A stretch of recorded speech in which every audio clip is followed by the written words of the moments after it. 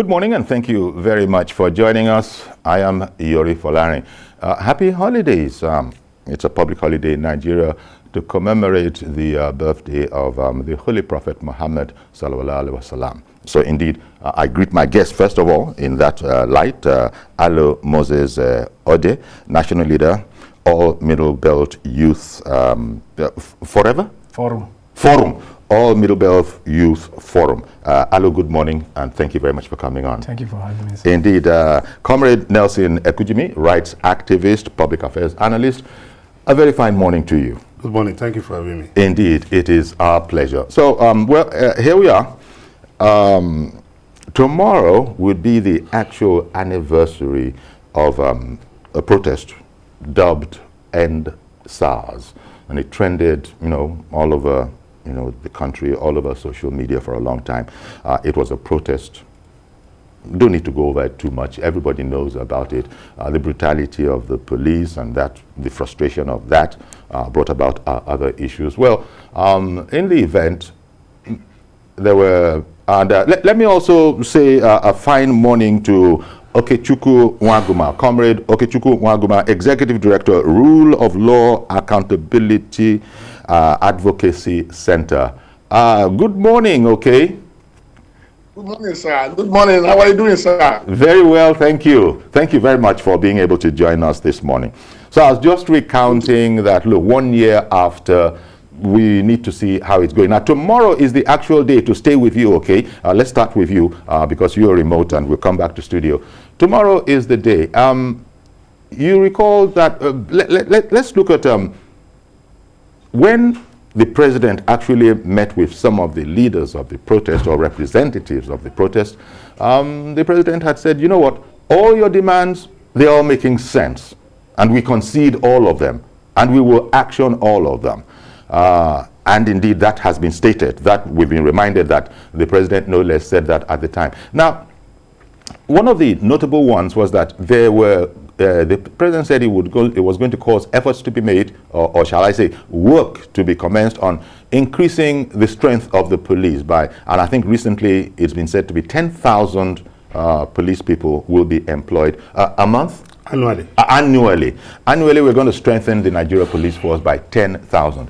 Maybe asking, because I know that, Okechukwu, you were sort of related with the old, I don't know if it's old, but NOPRIN, Network on Police Reform. I don't know if you're still with that particular NGO. But do you have any news on progress in this regard, looking at the police generally?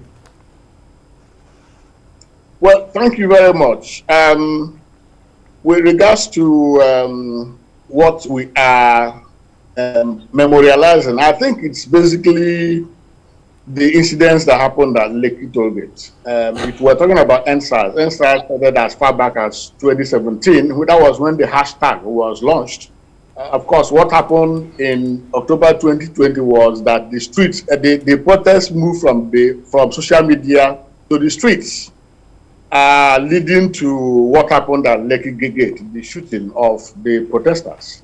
Yes, the president made some concessions, but of course, you know that the argument of the youths at the time, who were directly in charge of this protest, was that, yeah, we've had all these promises in the past. We don't want to believe on empty promises. We want to see concrete action.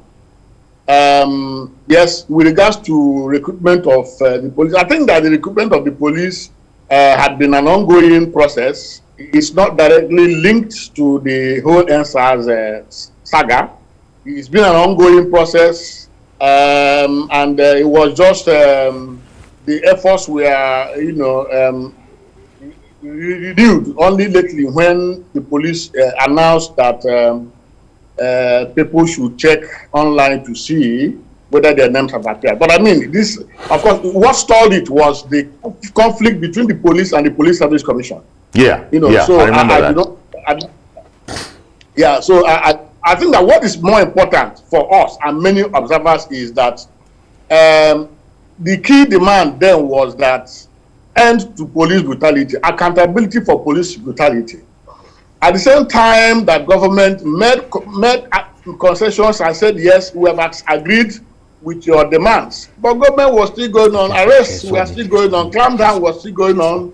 People's banks, where bank accounts were being frozen, people were being stopped from moving. So you cannot say one thing, call for dialogue on the one hand, and on the other hand, you're still using, brute force. In addition to Okechukwu Nwaguma that we've heard from, and we'll be hearing more from him, we also have Alo Moses, the national leader of Middle Belt Youth Forum, as well as Nelson Ekujumi, rights activist and public affairs analyst. Coming to you, Alo, tomorrow is the actual anniversary, and it's been on social media that activists want to commemorate it, even though there have been counsels in some instances, and dare I say, warnings in others that maybe they should have a rethink. Lagos has been saying, for example, that never again. They put the damage, they put the losses through damage to properties and businesses and all of that at something like $3 billion. Is it dollars or naira? 3 billion. The figure 3 billion, even if it is naira, it's not chicken feed. So Lagos has said that happened and never again. We're not going to let that happen. What do you think about the intention or the desire of some to commemorate the event tomorrow, the first year's anniversary? Thank you so much, sir. The issue is this. We have all seen what has happened. And since the incidents last year, in fact, this morning when I got to this studio, I really felt the impact of what happened. Because this wasn't the studio I used some time ago when I got here. Okay, you're right. And, you're right. Just referring to it, that you went there. This is when the TVC edifice, was burnt to the ground, and that has caused us to move into a makeshift kind of a situation, which is what we're still using now. Yes. Then, looking at the life that were lost to, and even going around the cities, like some of us from where we live within Lagos, we enjoy a kind of better transportation, the BRT. But sometime few days ago, I was in Oyigbo. Though before then I was there, and I saw the damages there. Mm-hmm. Though it cannot be quantified to human life. Yes. But what I also call on the Nigerian youth... Courts were torched, police stations were torched, and business houses were torched. Properties, human lives, and then human lives, most importantly. We are wasted. So even when we say we want to commemorate the Endsars or what has happened, I believe there are better ways than gathering together. And I will quote Dr. Nnamdi Azikiwe of blessed memory, who said, you cannot argue with a man with a gun. Now the police authority have said there should be no protest. But I believe that Nigerian youth, even if they want to protest, you can decide that observing living sober life, so living soberly tomorrow. If you are on private business, you can say, okay, let me stay indoor. If you are also working in your place of work, your principal or your employer can see reflection of good services from you, I think that would be better than gathering for us to also experience another kind of bitterness again. I would advise the youth not to dare the security agents who have also maybe in their own reason have foreseen a kind of breakdown of law and order as a possibility. For saying so. So I will advise that there are better ways we can go. And some of us too who, especially, we felt it. For us in the Middle Belt, we felt it. Even the officers that died, I tell you, there was a young man of below 30 years, who was a policeman serving in Enugu State. I'm from Ugbokolo town in Benue State. Mm-hmm. The young man paid the supreme price for the Endsars because he is a policeman. Indeed. He was a policeman. So we wouldn't want us to take or toil that part that will cause more bitterness again. Nigeria belongs to all of us. There is also a better way we can put our country together. Okay. And stop the international community from laughing at us. You know, the protest, the Endsars protest almost a year ago, it went south because analysts at the time had said that it had been hijacked by hoodlums, miscreants. When we talk about all the things that were torched, burnt down, mayhem, loss of lives, that it was felt wasn't by the youths who initiated the protest and started off with it. But in time, it was hijacked, reportedly.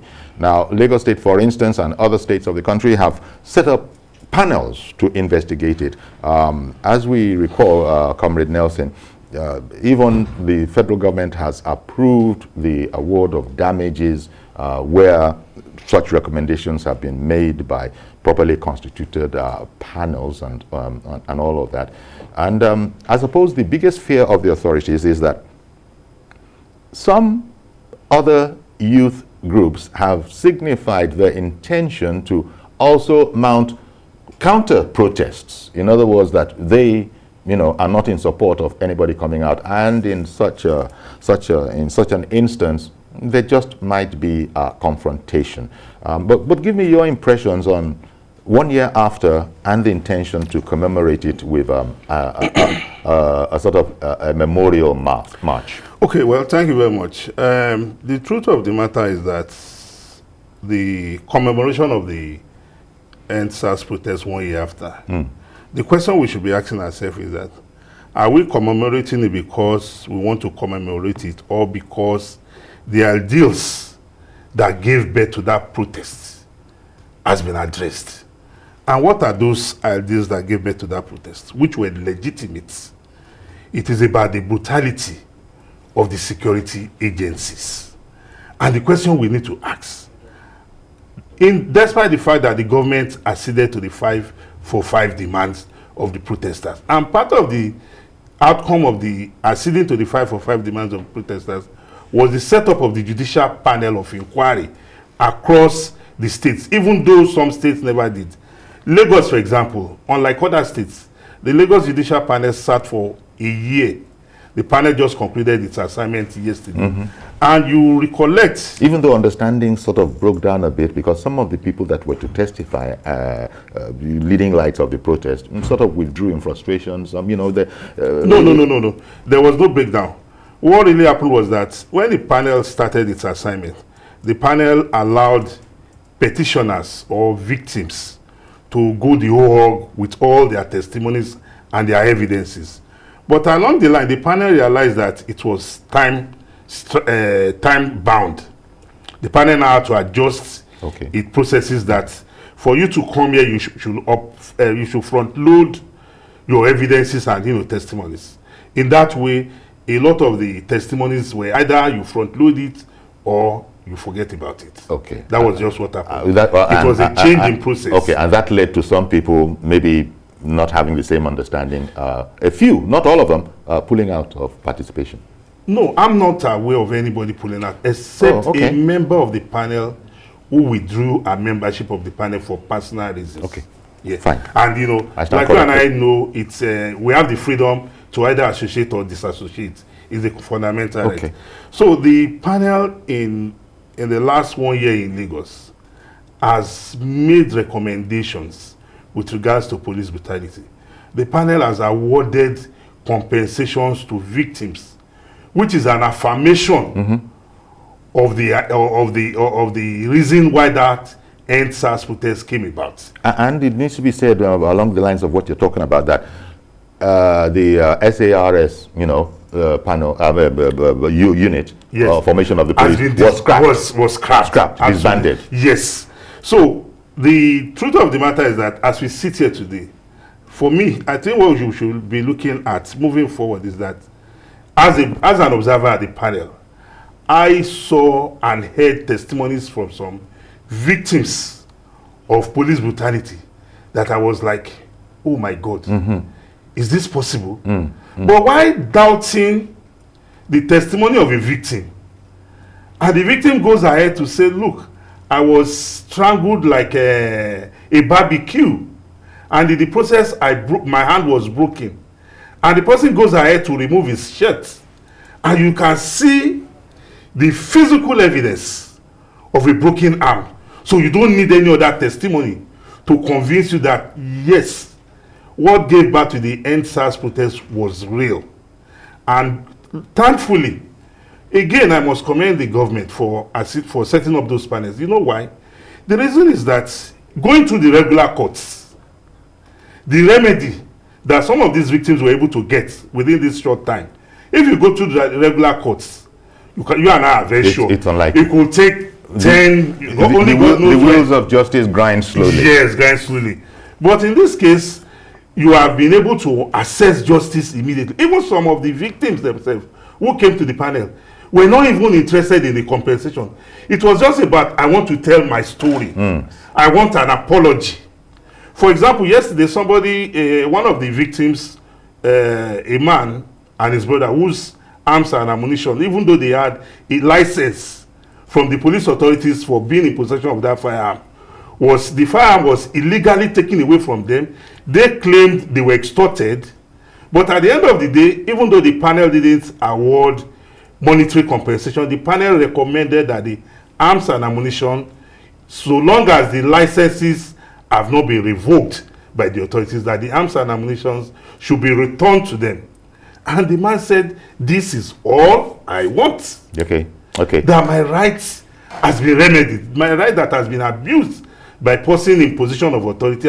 So, by and large, these are the lessons from the protest, that going forward, we expect the transparency and accountability that was demanded from the police authority and the government, which never came, which gave birth to the protest and which turned the way it became. Like I said, you go to the panel and you hear testimonies of persons, even during the protest, who lost their parents. That's right.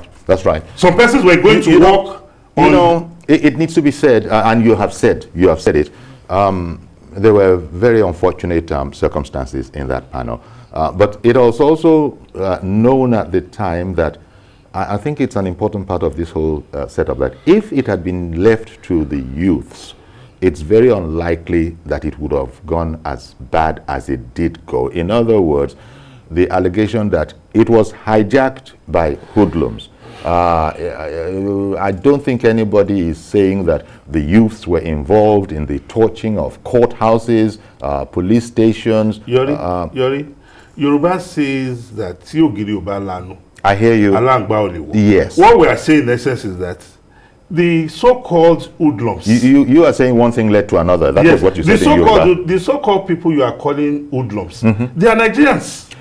They are people who have been displaced, so they also have a right. Well, so if we have derivatively call some people hoodlums, yes, we should be able. For example, if I want to ask you, sir, if you put two persons are standing in front of you, can you identify a hoodlum by the description on his forehead? I take the point you're making, but let me go back to Okechukwu Nwaguma with this particular matter. The youths had a complaint, they had an issue. The president no less said that you guys are making sense. He didn't say those words particularly, but that was the long and short of it. You guys are making sense. But then the fact, going to this point of the whole process having been hijacked by hoodlums, whereas I take what Nelson is saying, we also in Nigeria here on social media saw videos of the brutalization of police. The police were terrorized. We're just stating it as it was. Law and order virtually broke down. We saw people just carrying on at the time. Those were not the youths, even though Nelson has ventured his own opinion. Now, there is that aspect. It's like one doesn't want to rake over old coals. One doesn't want to reopen old wounds. But a lot went wrong in that protest, and elders, authorities have been circumspect in how they have commented. They have not necessarily been accusatory, but a lot of damage was done. And here we are coming into the anniversary, the 365 days anniversary of it, and with some groups saying that they intended to come out because they were not on the side of people protesting. There is a potential for conflict there. So perhaps in that light, would you see, Okechukwu, that maybe everybody should just keep their gunpowder dry and, as was counseled by Alo, find other ways of protest instead of coming out on the street? Because the police in Lagos, for example, have said that they're not going to stand for it. The authorities in Lagos have said they're not going to stand for it. Well, I think the basic question we need to ask is what triggered the Endsars protest? Okay, sorry, sir. Sorry, sir. With the protest, I believe we've had 1 year to analyze all of this. But coming to the commemoration now and the potential for the potential for further damage if care is not taken. In the light of that, how would you counsel? Would you also counsel that people should, reconsider this whole idea? Important as the lessons are from it, and shall we say, some of the gains that have been made from it, should the youths consider not coming out tomorrow, or do you see it differently? The problem we seem to have in this country is the tendency by the states to want to prevent people from exercising their constitutionally guaranteed rights. The tendency of the state is to suppress, freedoms that have been guaranteed under the Constitution, including freedom of expression. Most of the times when protests go out, it is not because people want to go violent. It is also because of the way the state responds. If, for example, the duty of the security agencies is to provide protection for people to exercise their fundamental rights to freedom of expression, and not to ask people not to exercise that freedom. If the measure that was taken, if what happened at Lekki had not happened, if the security had not opened fire, the level of degeneration that we saw would not have happened. And when I said, going back to what triggered it, the question I wanted to ask is, have those things really been addressed? Yes, Endsars panel has been sitting. Commendably, some of the victims have received monetary compensations. But how many perpetrators of these violations, these abuses have been brought to account?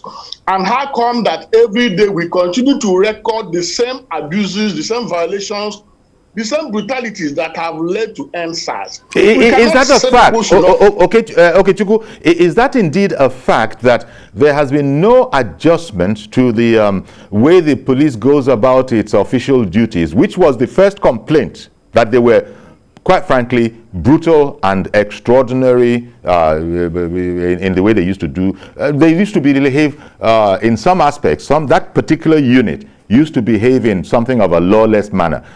Has there not been an adjustment to that situation?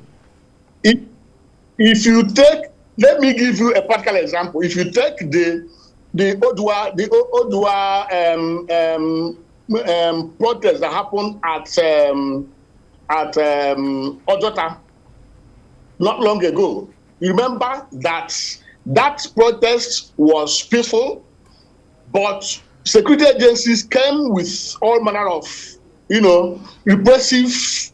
You remember that one person was killed. A girl was killed in that protest. So the police brought force. They brought force to what was a peaceful, a peaceful protest. Is what you're saying? That's the point I'm making. That's what I'm making, and I'm saying that if that does not happen, if the security agencies will embrace the spirit of democracy, that in a democracy people have a right to express themselves and not always say people should not assemble peacefully. You can't continue to say that now. It is that attitude that is creating this problem. Their duty is not to stop people from exercising their right, but also providing security for people when they want to exercise this right. And when we say you can't confront people with arms, we are simply surrendering our democratic rights to people in government who don't want to embrace the democracy as a means of government. Security agencies are giving arms to protect the people against criminals and not to use it to kill people. So we cannot be afraid of them because they are bearing arms, because those arms are bought with people with public funds given to them to protect the people and not to kill them. So we must continue to emphasize the need for government to embrace basic principles of democracy, which is that people have the right to exercise their freedom of expression and without being molested, without being shot at, without being killed unnecessarily. So Endsars was a momentous, occasion in the history of in our political history, and we need to mark it to ask ourselves questions: what were the lessons? What were the opportunities that have missed? Remember that less than a month to Endsars, the president has signed the Police Act into law.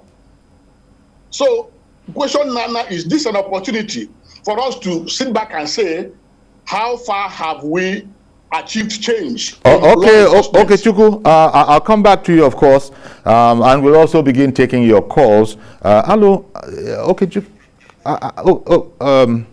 Okay, hold in mind the question I was going to ask, because I've got to go over to Ada and Jos. But the question I was going to ask is that Okechukwu is emphasizing on the fundamental constitutionally guaranteed right to freely associate and gather and indeed protest peacefully. But hold your power, your gunpowder, please. Let me go to Ada in Jos. Good morning, ma'am. Good morning, your guest.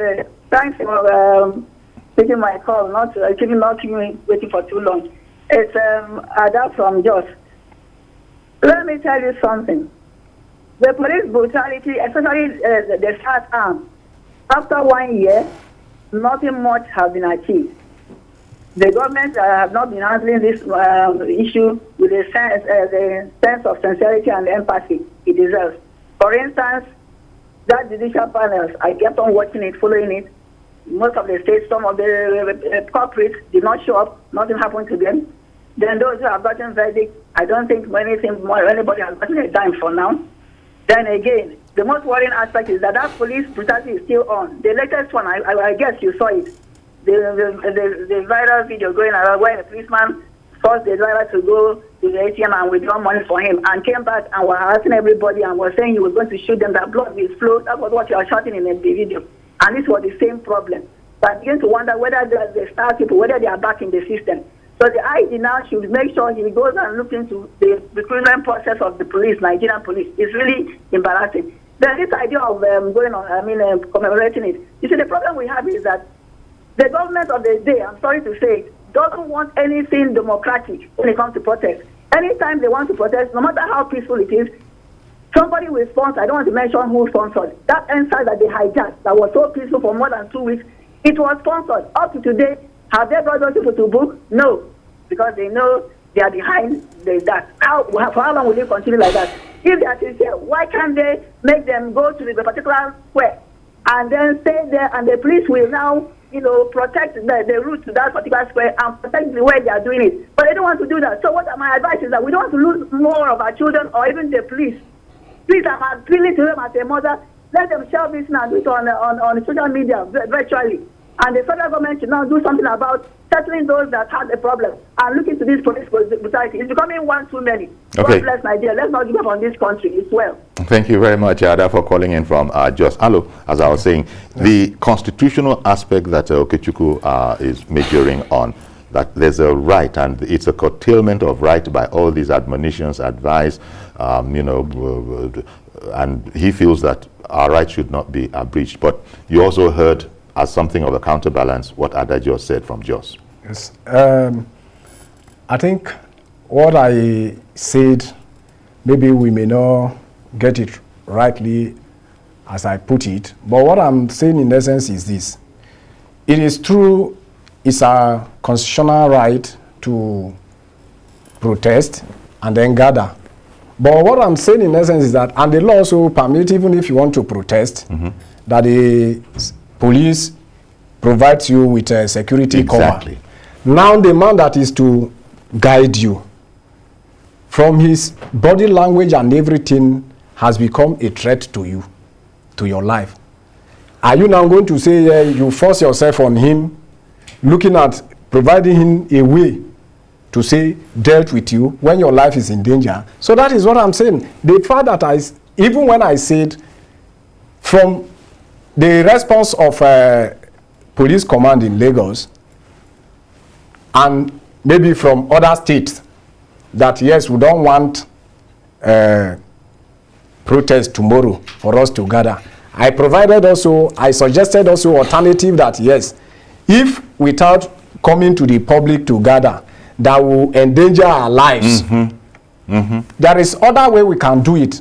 As a father, even if any of your child wants something from you, and that child at the time decide to stop eating, you will not feel comfortable. It's a form of protest. It's a form of protest. So if we, the Nigerian youth, because I said we at the middle belt who felt it, because the young chap that was taken from our midst, who was a policeman serving in Enugu State, is also one of us. Okay. Even most of the people that died are also youth. Okay, one moment, please. One moment, please. I beg your pardon, because Okechukwu has called in from Enugu.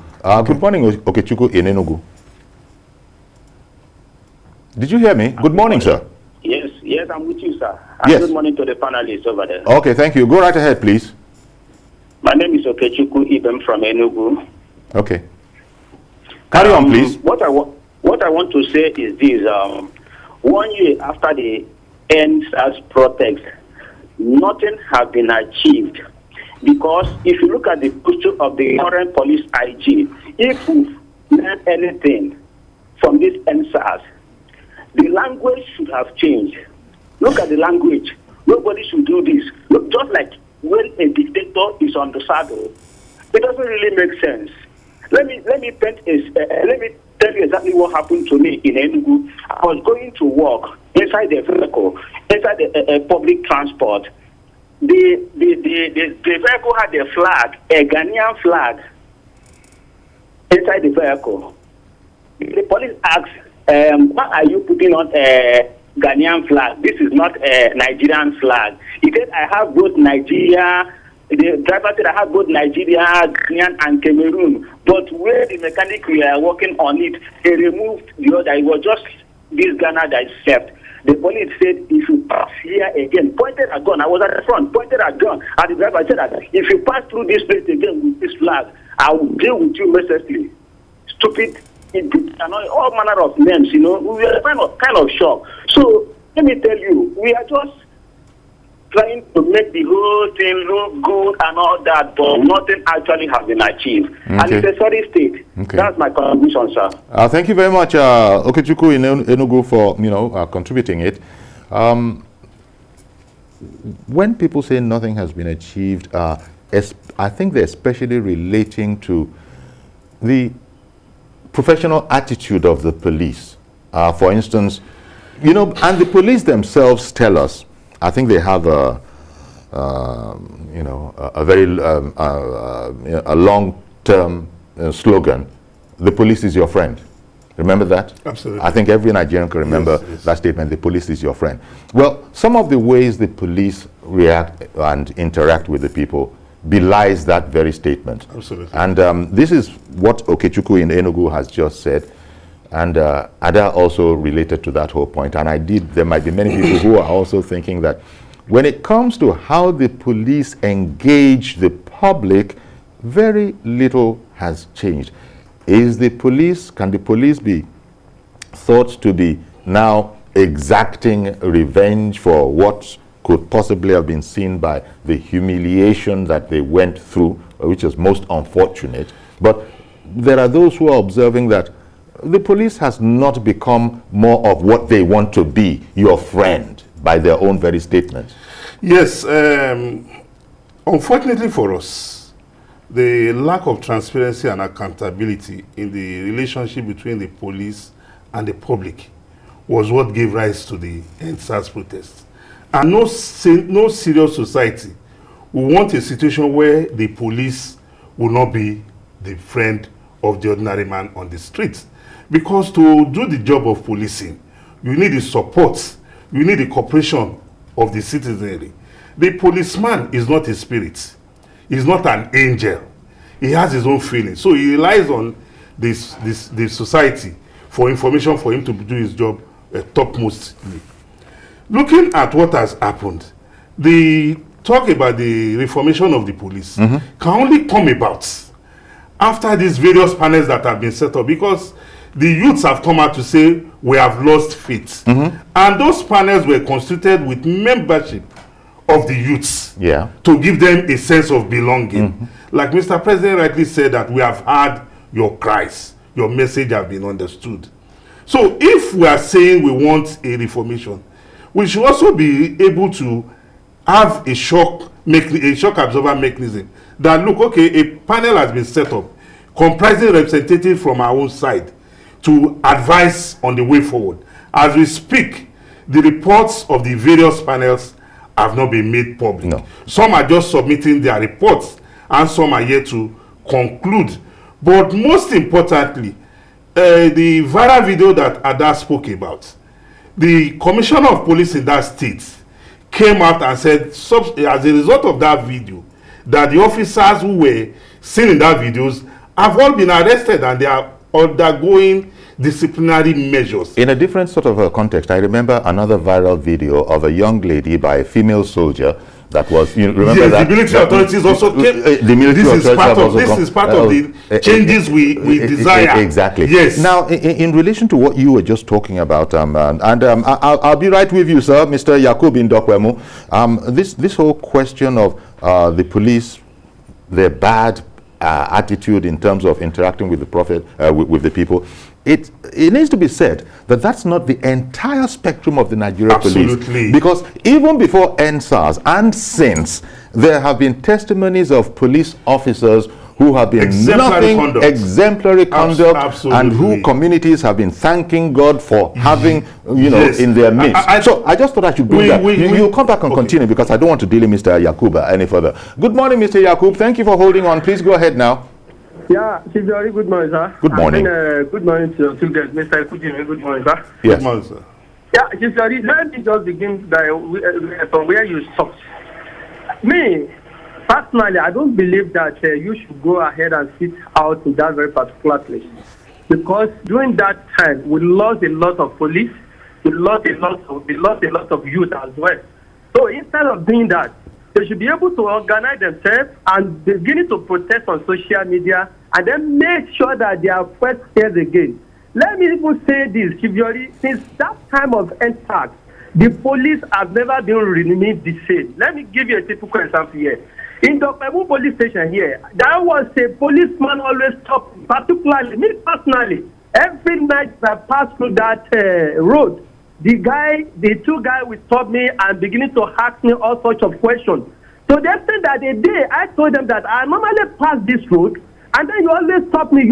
They have never stopped me for one day ask for my particular. Rather than you ask for something I don't like to mention. So now, why you always stop me for what? That very particular day, this man says that we always stop you. We don't want to stop this blah blah. One day I go fire you. Look at that statement. He said one day he go fire me. Exactly. I took it up. The following day I reported to my lawyer. We went to the police station with my lawyer. When we got there, we met the DPO in charge. Do you believe this? I totally respect this DPO. It's a fantastic police officer. And then we call this guy. When we call this guy, the DPO asked him, did you ever say this? Alpha, I repeat what you told me. I repeat myself before this very particular police officer. One thing the police officer in question says that I just mentioned that Nassau police, they fire people. Do you know what this thing said? He says that, okay, you are saying that, including me, as a superior officer in this police station, you are telling us that is how police fire people. They are very stupid. Before me, and then the DPO advised me that, Alaji, I give you go ahead, take this thing off. Immediately, me and my lawyer were about to leave the police station. This man grabbed me up. He begins to prostrate for me. Before the police station there, he begins to beg me up and down that I should plead. It is a slip of tongue. Okay. It is a slip of that. Okay. So I have Thank you very much for contributing that story, because it adds to the larger picture. Clearly, it's a work in progress. Absolutely. The police must be working on this matter, because the top cop, no less, was fully, on the same page with the president, the youths, and all of that. But it's no small job. It's no small quest. And this is what we have. I'm not a PR for the police, but there are people too. But it is surmountable. Yes, they are people too. Yes, and these bad eggs that we find in the police also exist in every facet of our life, of our society. And there's a reason for that. The training process of police leaves a lot to be desired. Let it be said. Yes, and I don't know what the situation is, the kind of people we take into the police, the orientation we put them through, how we get them to become proud Nigerians in an authoritative position and relate, as a result of that. I mean, that's not the way Frank Mba really. I think Frank Mba. Every Nigerian knows Frank Mba. Yes. I mean, that's an exemplary policeman, and you would expect that everybody would want to take a cue from there. I think the police should, and so many of them. It's not just Frank Mba. I just mentioned Frank Mba's name. I think the police should recognize, and the government should recognize, that whatever they put into the process of making a policeman, the end product in their relationship with the society is what we'll use in judging the conduct of the police. We recognize that these police officers who have been alleged to have abused people's rights do not in any way represent the total image of the Nigerian police. Okay. Mazi Okorafo, good morning, sir. Mazi? Face reality of life today in this country. Endsars has come to say, whatever Endsars has come to say, Nigerians have known that they have the right constitutionally to do what? To protest and air their problems to the authority concerned, whether local government or state or federal government. Granted, Mazi, but how about the commemoration in memoriam march tomorrow? What do you think about that? No, you see, what are we memorial? What is the memorandum on the needs, or to memorialize or not to memorialize? It doesn't, to me, it doesn't make sense. Whether you come to protest or not to say, what are we memorializing? Because one, a Endsars issue which the tribunals or the courts are already raised, nothing has happened. That is question number one.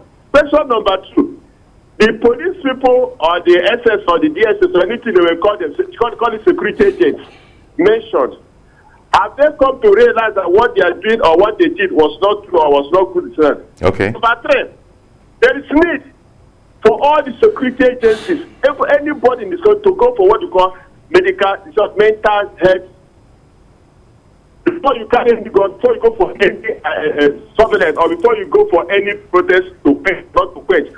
What we lack today is this issue of crowd management, or how to handle crisis situations when such things happen. But what do we learn from this Endsars?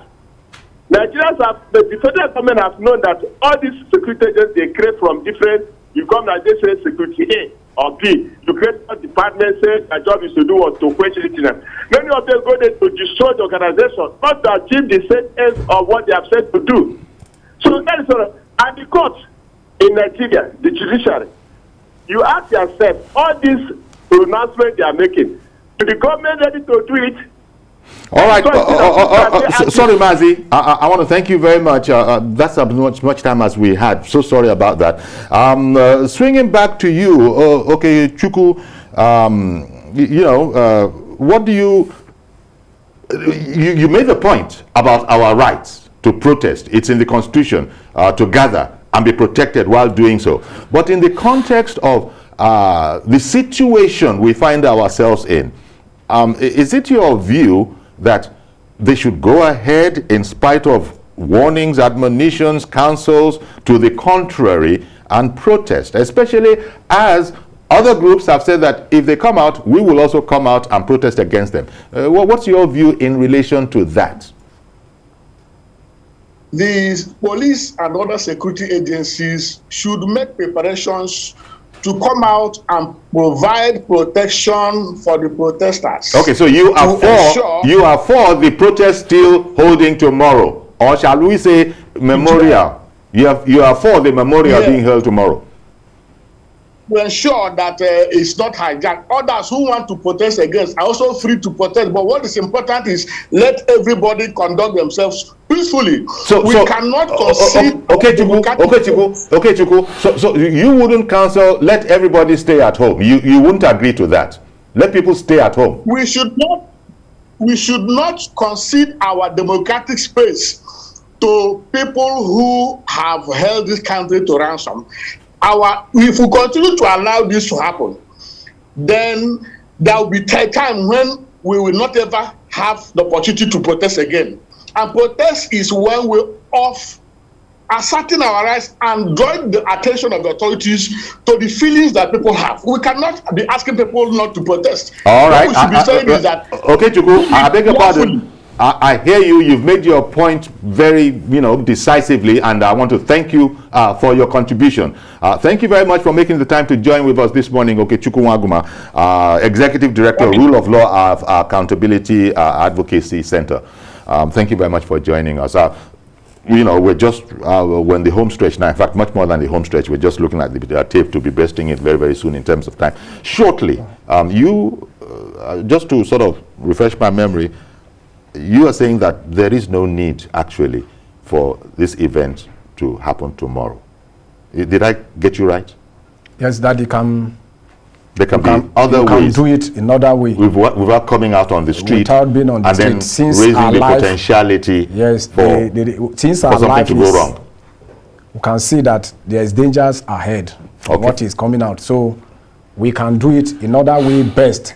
That it will also draw the attention of the authority and whatever, and the community and everybody, to the fact that it cost us, we paid dearly for it, and people want to mark that, and we can understand it. But then, Nelson, very short, please. My position is that we should ask ourselves that the questions that gave birth to the Endsars protests, have they been met? Okay. Are they in the process of being met? Let it be a review. You can hold symposium, you can do anything. There's so many ways to commemorate it. Absolutely. Even the protests, the police should be able to provide security for the for and against, because the police have the power of the state. Okay. So we should just admonish the pro and the against that they should conduct themselves without any reason for a breakdown of law and order. Again, that's an alternative. Yes, absolutely. Let the police see, examine it, and see if they can go that route. Absolutely. But the police in Lagos has been unequivocal about it. Please don't come out and march. I'm just saying. So I want to thank you as well, Nelson Ekujumi, rights activist and public affairs analyst. And we're going to have to leave it there. That's our program today. Please join us tomorrow for a fresh edition. I am Iyori Folarin. Bye-bye for now.